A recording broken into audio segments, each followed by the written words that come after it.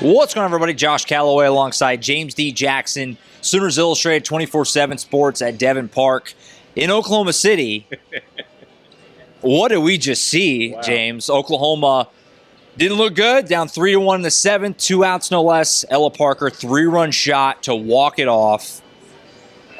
Feel free to jump in however you want. I mean, we've seen this team and program do a lot of crazy things, but that's right up there. That was an all-timer. It's all-timer. I mean, just think about it. Oklahoma has this big play that they've done in the last couple of years. You think about Jada Coleman's walk-off against Florida last year. Back-to-back years they've done that.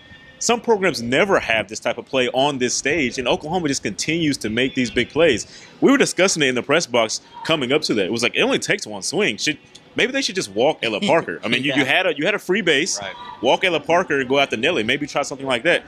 They didn't do it.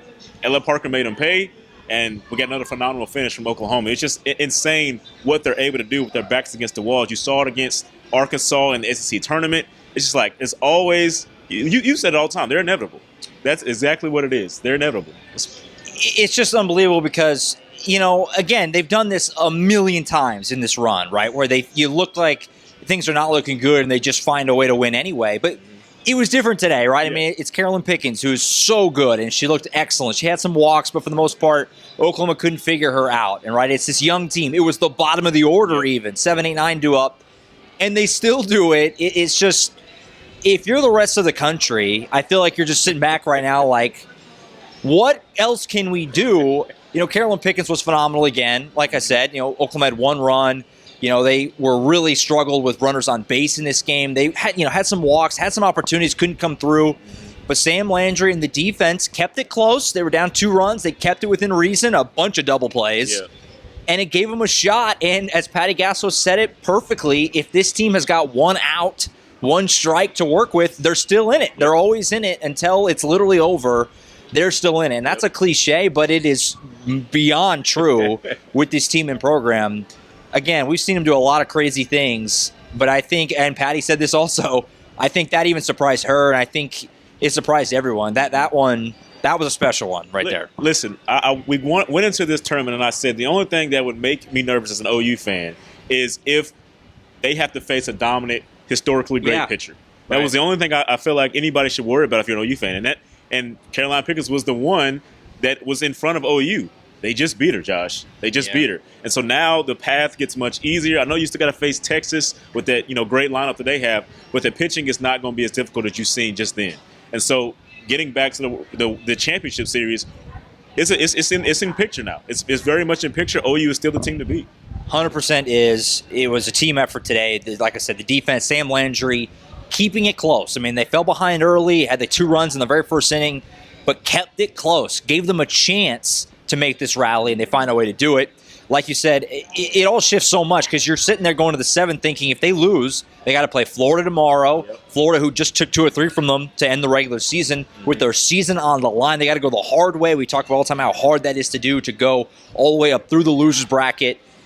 And just like that, in the blink of an eye, nope, they're in the winners bracket. They're playing Texas, who obviously they've played very well against for several years now.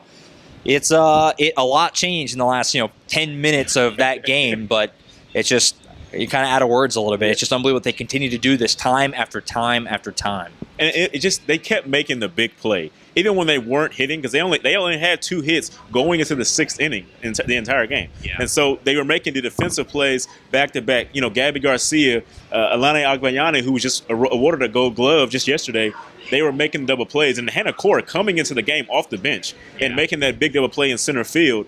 It's just like they made the plays they needed to make defensively to where they can make that out, where Ella Parker can make her big play in the end. So it was just phenomenal. Really, really great game.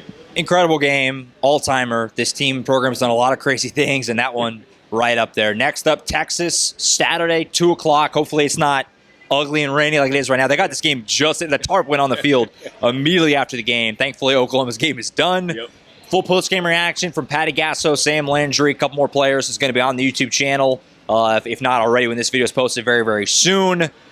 And we're on to Saturday, Oklahoma, Texas, Red River in Oklahoma City yet again. And we'll see what this team's got next for us, but look forward to Saturday. It's insane that you even decided to come out here and do this instant reaction. And what the perfect timing. It's our first ever instant reaction for a game that's not football.